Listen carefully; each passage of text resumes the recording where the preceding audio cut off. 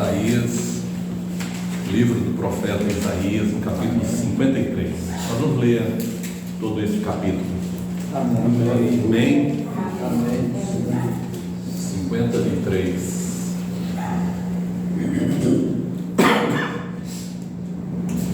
Quem deu crédito à nossa pregação e a quem se manifestou o braço do Senhor, porque foi subindo como renovo perante ele, e como raiz de uma terra seca, não tinha beleza nem formosura, e olhando nós para ele, não havia boa aparência nele, para que o desejássemos. Era desprezado e o mais rejeitado entre os homens, homem de dores, experimentado nos sofrimentos, e como um de quem os homens escondiam o rosto, era desprezado e não fizemos dele caso algum. Verdadeiramente ele tomou sobre si as nossas enfermidades e as nossas dores levou sobre si, e nós o reputávamos por aflito, ferido de Deus e oprimido. Mas ele foi ferido por causa das nossas transgressões e moído por causa das nossas iniquidades. O castigo que nos traz a paz estava sobre ele, e pelas suas pisaduras fomos sarados. Todos nós andávamos desgarrados como ovelhas, cada um se desviava pelo seu próprio caminho, mas o Senhor fez cair sobre ele a iniquidade de nós todos. Ele foi oprimido e afligido, mas não abriu a sua boca. Como um cordeiro foi levado ao matadouro, e como uma ovelha muda perante os seus tosqueadores, assim ele não abriu a sua boca. Da opressão e do juízo foi tirado. Quem contará o tempo da sua vida? Porquanto foi cortado da terra dos viventes. Pela transgressão do meu povo ele foi atingido. E puseram a sua sepultura com os ímpios, e com o rico na sua morte, ainda que nunca cometeu injustiça, nem houve engano na sua boca. Todavia, ao Senhor agradou moê-lo, fazendo-o enfermar. Quando a sua alma se puser por expiação do pecado, verá a sua prosperidade, prolongará os seus dias, e o bom prazer do Senhor prosperará na sua mão. Ele verá o fruto do trabalho da sua alma e ficará satisfeito com o conhecimento do meu servo. Com o seu conhecimento, o meu servo. O justo justificará muitos, porque as iniquidades deles levará sobre si. Por isso lhe darei a parte de muitos, e com os poderosos repartirá o despojo, porquanto derramou a sua alma na morte, e foi contado com os transgressores, mas ele levou sobre si o pecado de muitos e intercedeu pelos transgressores.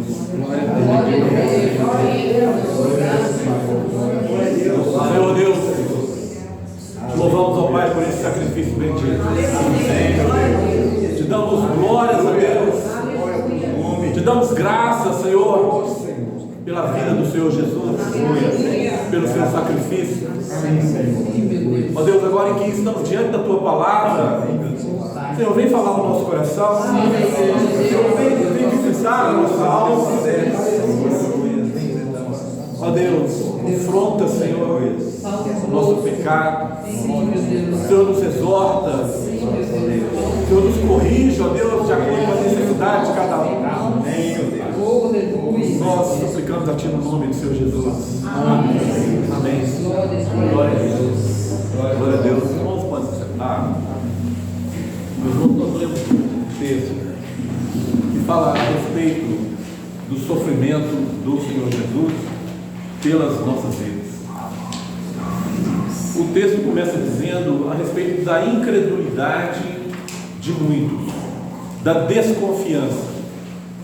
Porque o próprio profeta Isaías, ele já havia profetizado a respeito do reinado do Messias. está lá no capítulo 11, né? E fala da glória e do poder do reinado do Messias. E o povo se firmou nessa palavra e esperava o Messias que fosse um reino terreno, e não entenderam que o reinado do Messias seria um reino eterno, seria um reino celestial, e não um reino passageiro dessa terra. O povo, na época do nascimento do Senhor Jesus, eles viviam sobre o domínio de um reino estrangeiro, viviam sobre o domínio do povo romano, e eles estavam firmados na promessa de que viria um Salvador que o libertasse do reino humano, do reino romano, assim como está descrito lá no capítulo 11, quando fala da glória do Messias. O povo não entendeu a mensagem do reino, porque a mensagem do reino era de um reino eterno, de um reino invisível. A palavra de Deus nos diz que aquilo que é visível é passageiro, mas aquilo que é invisível é eterno. E Jesus anunciava um reino eterno, um reino invisível, que os homens não compreenderam. Por isso, depois, o profeta, ele vem dizer: quem deu crédito à nossa pregação? As pessoas viram o Senhor Jesus, ouviram a sua mensagem, mas não deram crédito às palavras do Senhor Jesus, porque aguardavam um reino terreno, porque buscavam o Senhor Jesus, ou buscavam o Salvador para essa vida. E o Senhor Jesus vem trazendo uma mensagem diferente. O Senhor Jesus vem trazendo uma mensagem de um reino muito maior do que os reinos terrenos, os reinos passageiros. Se nós formos olharmos a situação geopolítica do mundo hoje, onde está o reino romano, os reinados da Grécia, né? Aqueles homens que eram poderosos, os fenícios, os babilônios, os sírios, onde está hoje esses reinos? Mas o reino que o Senhor Jesus anunciou, esse reino permanece firme, porque esse reino ele não passa, e nós estamos firmados na palavra do Senhor Jesus, porque nós aguardamos um dia estar com o Senhor nesse reino. Louvado seja o nome de Jesus. Quem deu crédito à pregação do Senhor Jesus? A pregação, o ministério do Senhor Jesus, ele foi marcado por desconfiança. As pessoas religiosas da época não creram na palavra do Senhor Jesus, não o aceitaram como Filho de Deus. O ministério do Senhor Jesus foi marcado então pela incredulidade, e a palavra do Senhor depois vem dizer que bem-aventurados aqueles que não viram e creram. Aleluia. Bem-aventurados somos nós, irmãos, que não tivemos esse privilégio de um dia estar com o Senhor Jesus no seu ministério terreno, mas mesmo assim nós cremos na sua palavra e estamos firmados nela, não esperando um reino passageiro, mas esperando um reino que permanece para sempre. Porque quando Isaías ele anuncia o reinado do Messias, ele diz assim: porque o renovo brotará do trono de Jessé. E o povo então estava esperando ali alguém que viesse com as características de um rei, um príncipe. É o que as pessoas esperavam. E quando o Senhor Jesus veio no seu ministério terreno, a palavra não diz que ele era como um renovo, como um broto, mas diz que ele era como raiz de terra seca. Não tinha aparência, não tinha formosura, não era o príncipe que as pessoas esperavam, que depois seria coroado rei e que reinasse sobre Israel e que vencesse os romanos e derrotasse ali aquele reino que os dominava, mas veio como raiz de uma terra seca. Olhando nós para ele, não vimos formosura, não tinha nada humanamente que o desejássemos. Os homens, quando olhavam para o Senhor Jesus, a palavra nos fala nesse texto que eles escondiam o seu rosto. As pessoas tinham nojo do Senhor Jesus. Nós vemos isso bem claro lá no jantar, na casa de Simão, que Simão ali, nas suas atitudes, ele demonstra ter nojo do Senhor Jesus. Alguém que havia sido curado de lepra, alguém que era separado do povo, vivia longe do povo, agora, quando está na presença do Senhor Jesus, ele tem nojo do Senhor Jesus, e o Senhor Jesus vem reclamar disso depois, e diz: Simão, eu entrei na sua casa e você não me beijou, você não me deu o ósculo santo, eu entrei na sua casa e você não me deu óleo para os cabelos, não lavou os meus pés. Porque as pessoas, quando olhavam para o Senhor Jesus, eles escondiam o rosto da pessoa do Senhor Jesus, porque não conseguiam ver ali o Filho de Deus, o Rei eterno e imortal, mas viam ali simplesmente um homem com uma mensagem que ninguém dava crédito. Quem deu crédito à pregação do Senhor Jesus? Alguns poucos. A palavra nos fala que mesmo depois da ressurreição do Senhor Jesus, cerca de 500 pessoas viram o Senhor Jesus. Não mais do que isso. Poucas pessoas estavam firmados na sua mensagem, na sua palavra. E ninguém dava crédito, principalmente os religiosos, aqueles que deviam estar guardando as profecias, a palavra de Deus, e esperando o Messias que trouxesse a palavra de um reino eterno, que trouxesse essa mensagem. Eles deveriam estar aguardando isso, mas quando o Senhor Jesus nasce, onde eles estavam? Eles estavam dormindo. A palavra nos fala que pela madrugada, apenas lá os pastores estavam de vigília e viram a estrela. Os religiosos estavam dormindo, assim como nós vemos muitas pessoas hoje dormindo para o momento que nós estamos vivendo e não dando crédito à mensagem que o Senhor Jesus trouxe, uma mensagem de salvação para o homem. Muitos vivem dessa forma, e a palavra nos fala que verdadeiramente Ele tomou sobre si as nossas enfermidades. Ainda nessa semana passada, eu estava conversando com uma pessoa, e ele dizia que nós não podemos ter doença, porque a palavra diz que Jesus levou as nossas enfermidades. O servo de Deus não pode ter doença. Essa é a mensagem dele. Mas quando nós lemos, nós entendemos aqui que em nenhum momento esse texto está falando da enfermidade física, da enfermidade no nosso corpo, mas esse texto em todos os momentos está falando da iniquidade, da enfermidade na alma.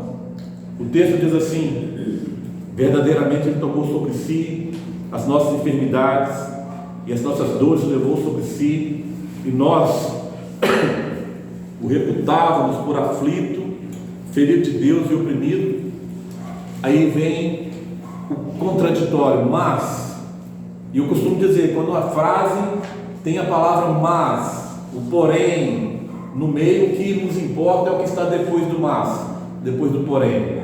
E diz assim: mas Ele foi ferido por causa das nossas transgressões.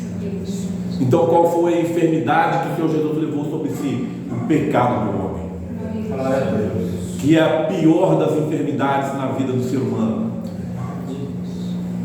As enfermidades no corpo, se Deus tiver um plano de nos curar, Ele vai nos curar, e Ele é poderoso para tal. Tivemos aqui no nosso meio pessoas que foram curadas de dor de cabeça. A irmã orou, a outra foi curada imediatamente. Tivemos pessoas que foram curadas do câncer, como é o caso da irmã, da minha esposa. Deus é poderoso para curar todas as nossas enfermidades. Mas não foi o propósito do sacrifício do Senhor Jesus curar o nosso corpo físico. O propósito do sacrifício do Senhor Jesus foi nos curar da nossa iniquidade, do nosso pecado.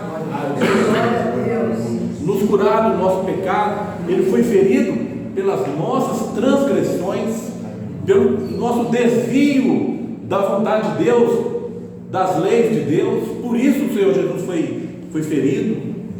para que nós pudéssemos ser curados do nosso pecado e não do nosso corpo físico. Quando nós vemos alguém com esse entendimento da palavra, eu fico pensando, o Senhor Jesus entregou sua vida para você ser curado de uma dor de cabeça? O Filho de Deus deixou o esplendor da sua glória, onde ele era adorado pelos anjos, para sofrer no nosso meio, para te curar de uma dor de cabeça. É isso que é o plano de Deus para a vida do homem. Que seja algo mais terrível para o homem, para que você seja curado de um câncer, para curar o seu corpo físico, para você viver um pouco mais. Quantos anos mais? O rei Ezequias, ele foi curado, viveu mais 15 anos e morreu. A nossa irmã que foi curada de dor de cabeça, chegará o dia da sua partida.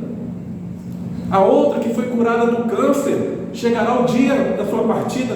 É para isso que o Senhor Jesus desceu da eternidade, sofreu no nosso meio, passou por toda essa aflição, para nos curar disso, para nos dar mais alguns anos de vida aqui nessa terra.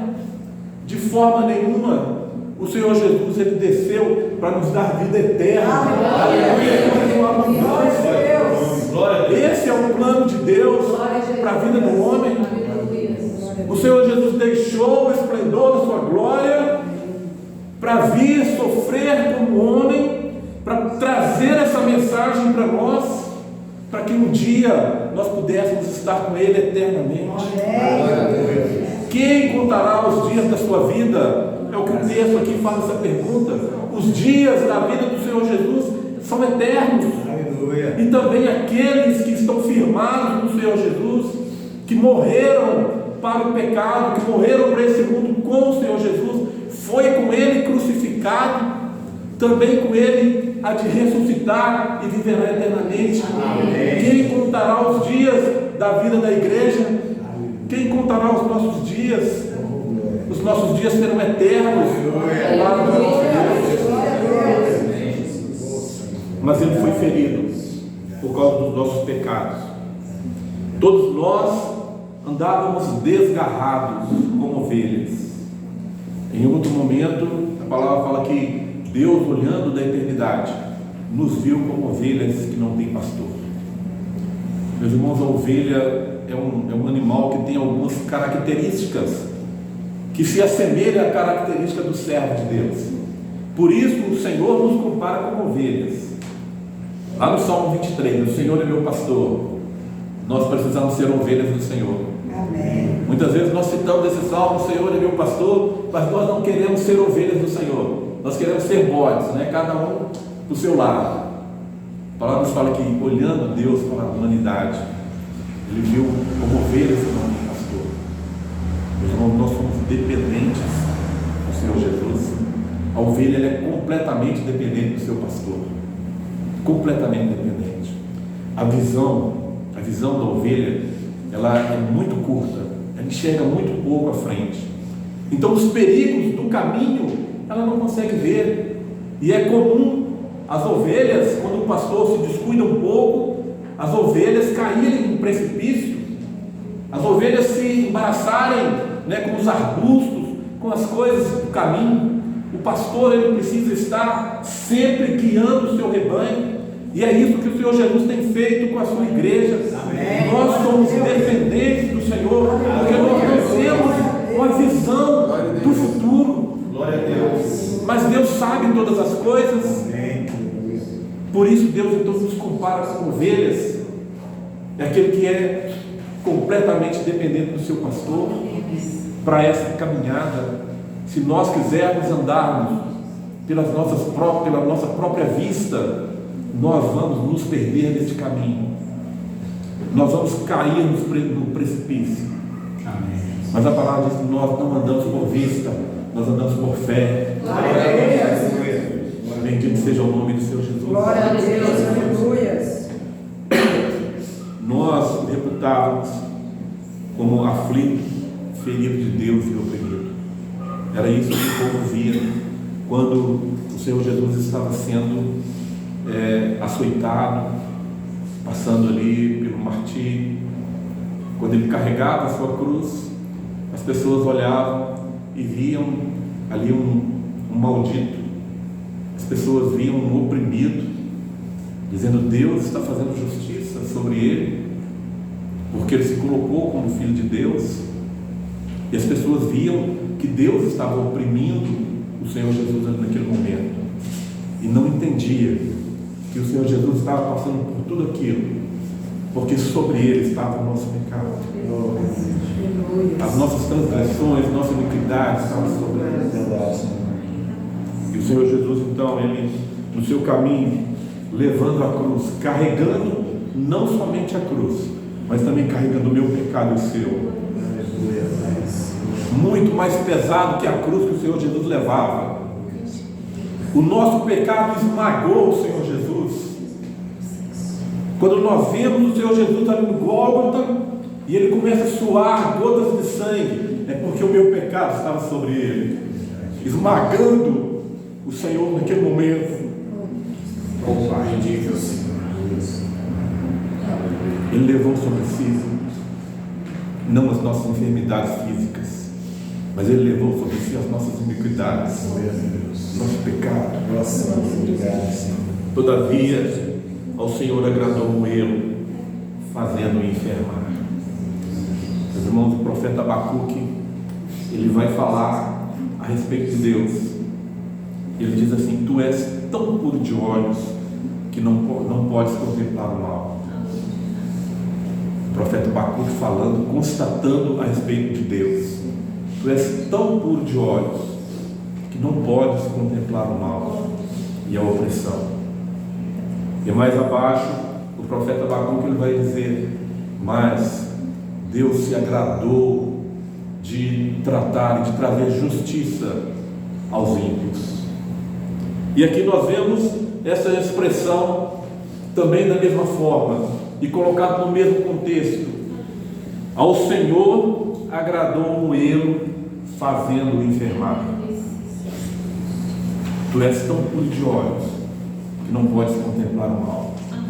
No momento da crucificação, o nosso pecado sobre o Senhor Jesus, nossas iniquidades, nossas transgressões, nossas maldades estavam sobre o Senhor Jesus. Deus não pode contemplar o mal. A palavra nos fala que Deus virou o rosto, Deus virou as costas para o Senhor Jesus. Deus não podia naquele momento contemplar o Filho, porque o nosso pecado estava sobre ele. E Deus, tão puro de olhos, não podia naquele momento olhar para o Senhor Jesus, porque via ali o meu pecado e o seu sobre o Senhor Jesus. Deus então vira as costas, e quando Deus faz justiça contra o pecado na pessoa do Senhor Jesus, a palavra nos fala que ele se agrada, porque naquele momento os pecados estão sendo perdoados. Glória a Deus. A morte do Senhor Jesus, uma morte substitutiva. Quem deveria estar ali era eu e você. Eu me lembro quando criança, um poeta evangélico, ele dizia que tudo na vida do Senhor Jesus foi emprestado: o berço, a estrebaria, o jumentinho, o pão, tudo era emprestado. A única coisa que era realmente do Senhor Jesus foi a cruz e a coroa que ele usou. E nessa mesma poesia, esse servo do Senhor, ele vem constatar que tudo naquela poesia estava errado, porque o berço, a estrebaria, o jumentinho, o pão, tudo era dele, porque ele havia criado. Aleluia. Mas a cruz e a coroa que ele usou, essa que não era dele, porque essa cruz era minha e sua. Essa coroa de espinhos era para mim e para você, porque o pecado era nosso. Mas o Senhor Jesus, ele substituiu a nossa vida, nos substituiu diante da ira de Deus. E quando Deus executa a ira e o Filho, ali o Senhor Jesus, ele diz: nas suas mãos entrega o meu Espírito, tudo está consumado. O Senhor se agrada o Senhor se agrada, porque a justiça foi feita. E nós, como servos de Deus, hoje nós desfrutamos dessa justiça. E precisamos valorizar esse sacrifício, sabendo que não foi pela maldade ou pelo pecado do Senhor Jesus, mas foi pela nossa vida que o Senhor Jesus teve que passar por isso. O Senhor Jesus, ele ora ao Pai e diz: Pai, se for possível, passa de mim esse cálice sem que eu beba. Mas não era possível. Todos pecaram e destituídos estão da glória de Deus. Quando o Pai olha ao mundo e diz: não há um justo sequer, somente o Senhor Jesus poderia assumir essa condição diante do Pai, de receber a ira de Deus em favor das nossas vidas. Ele se entregou por nós. Não foi obrigado a fazer isso, mas pelo seu infinito amor, ele se entregou por nós. Glória a Deus. Ele nos substituiu na cruz. A cruz que era minha e sua, ele tomou o nosso lugar. Até mesmo no sepulcro. O sepulcro já estava ali preparado para o Senhor José, da cidade de Arimateia. O sepulcro era de José ali, José de Arimateia. Estava tudo preparado, mas o Senhor Jesus assume o lugar ali. Então eles vêm e colocam o Senhor Jesus entre os ricos, para que se cumprisse a palavra. E esse José de Arimateia era um senador, era um homem rico, poderoso na cidade, e colocam o Senhor Jesus no seu túmulo entre os ricos. E se cumpre então a promessa que o Senhor Jesus fez. Mas a mensagem é que a morte está preparada para José de Arimateia, mas Jesus assume o seu lugar e dá vida eterna. Tudo estava preparado para a nossa condenação, mas o Senhor Jesus assume o nosso lugar, se faz maldito, se faz pecador por nós, para nos dar vida eterna. Louvado seja o nome do Senhor Jesus. Hoje nós estamos aqui para celebrar esse sacrifício que nos livrou do pecado, que nos tirou da condenação, nos trouxe uma tão grande salvação. Nós estamos aqui comemorando, lembrando desse sacrifício. Nós precisamos entender que Jesus morreu para me dar vida eterna. Amém. Glória a Deus. Jesus, ele não morreu para me livrar de uma enfermidade física.